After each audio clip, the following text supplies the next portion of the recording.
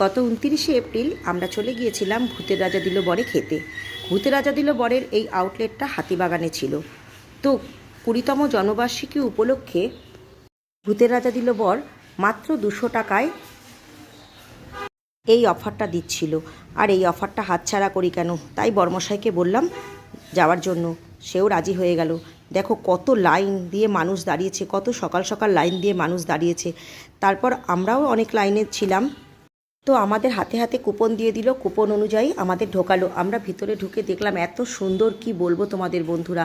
তারপরে আস্তে আস্তে আমাদের খাবারগুলো দিয়ে গেল, আর ভূতমশাই এসে আমাদের সাথে একটু গল্প করে গেল। দেখো কত ধরনের খাবার, 20টা পদ করেছিল। তার মধ্যে মাটন আর পাবদা তো ছিলই।